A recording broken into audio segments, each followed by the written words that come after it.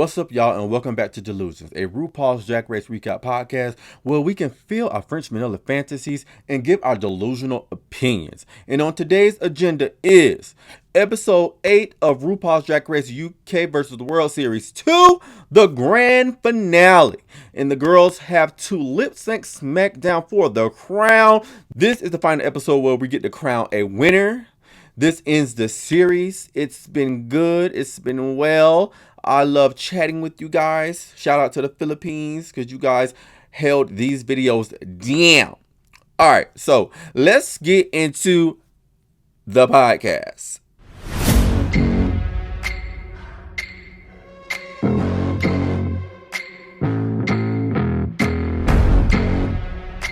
Delusion. Convince yourself.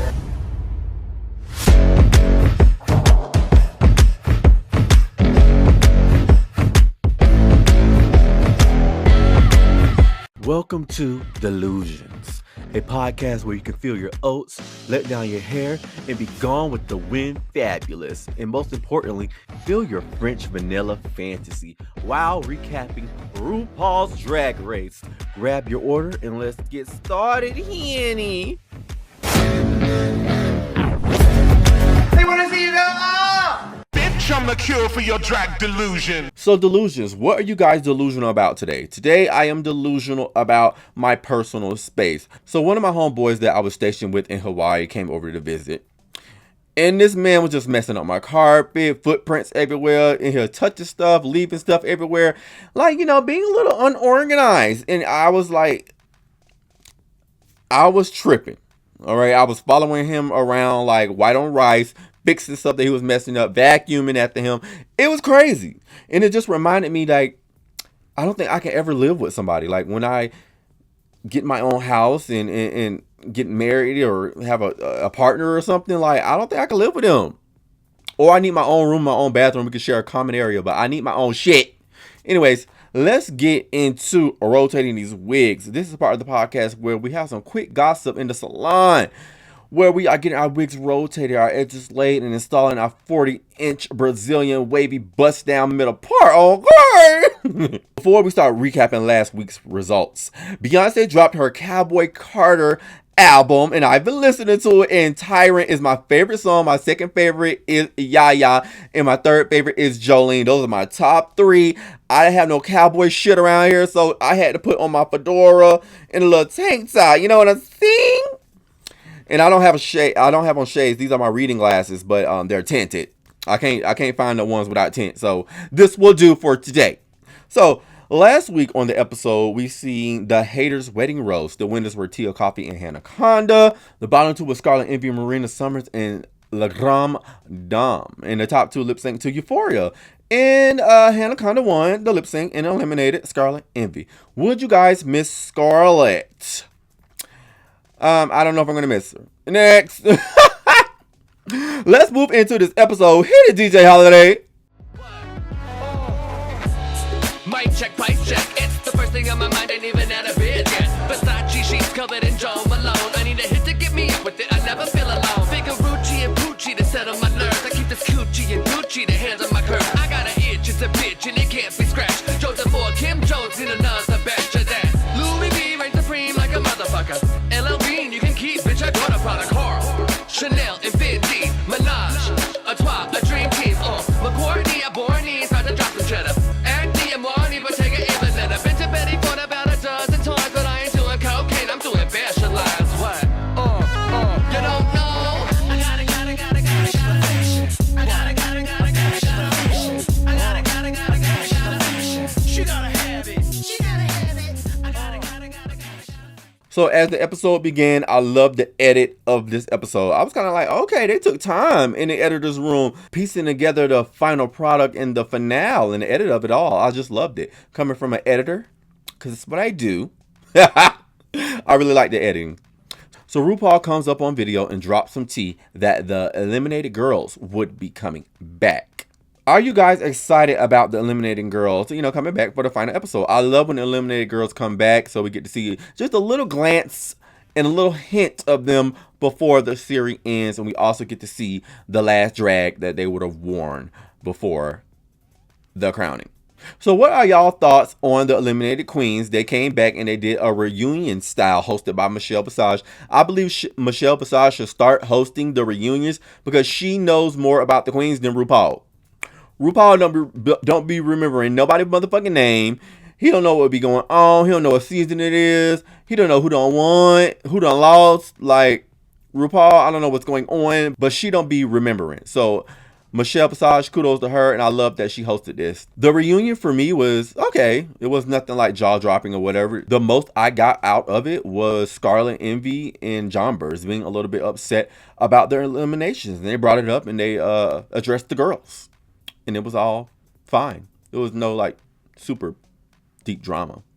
So Arancha Castilla La Mancha, she wins Miss Congeniality. And lately, for the UK franchise, the yearbook by Why She Black, they be doing the Miss Congenialities. I don't know about that, but I guess for this season, RuPaul decided to air the Miss Congeniality on the season or whatever. And I think they should keep it like that. That yearbook shit, I don't want to see it no more. And I don't want to see Why She Black hosting no more because she be looking a motherfucking mess on that YouTube camera. So let's move on to the runway, and it is called Looking Good and Feeling What? Gorgeous! Stroll down the runway, another payday, cover of magazines. And when they see me, they wanna be me. I am a fantasy. This is part of the podcast where the queens feel their delusional French vanilla fantasies. The girls will receive lattes based off their looks. The whipped cream means everything. Espresso means safe. And a not filled means bottom. Get the fuck out of the line, out of my store. Your drag is not it this episode. And the category is Finale Eleganza Extravaganza.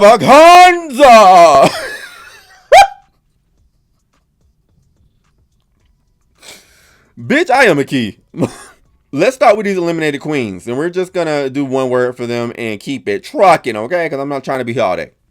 Mayhem Miller, whipped cream. Arancha Castilla-La Mancha, espresso.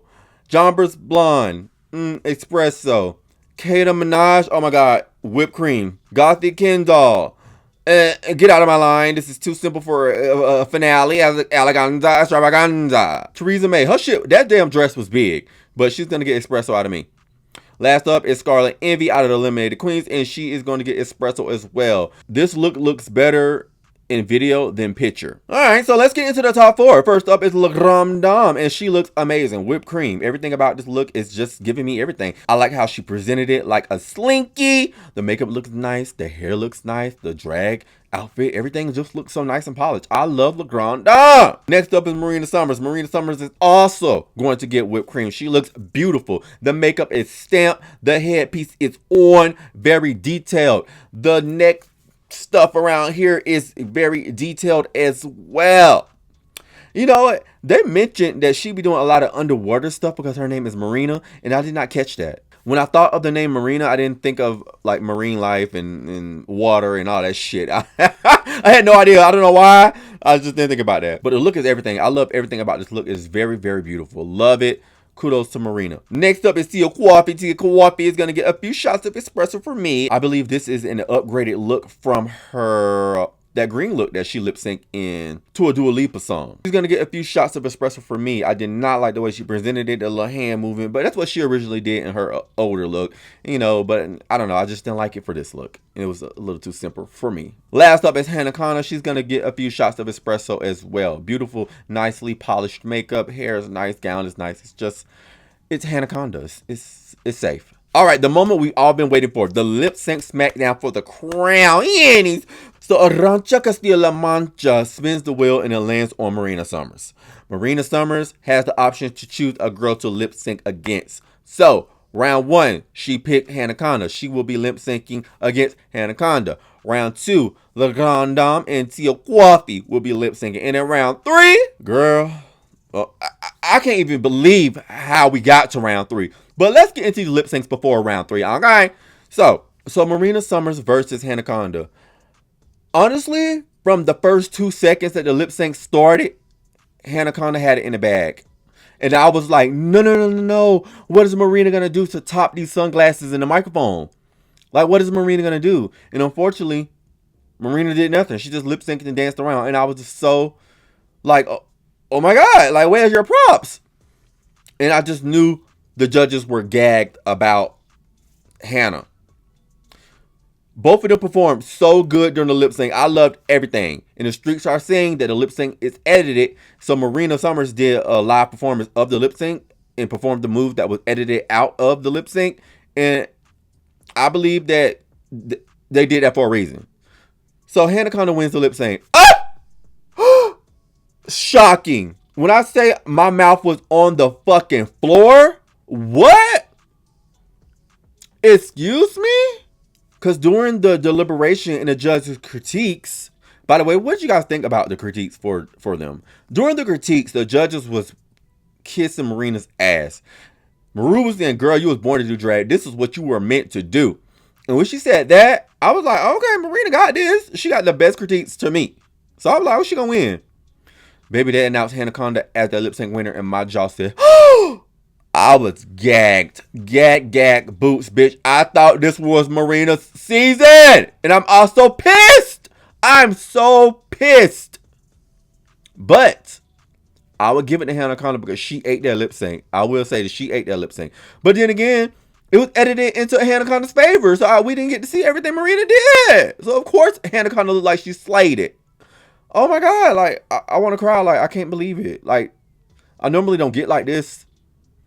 But bitch, I am gagged.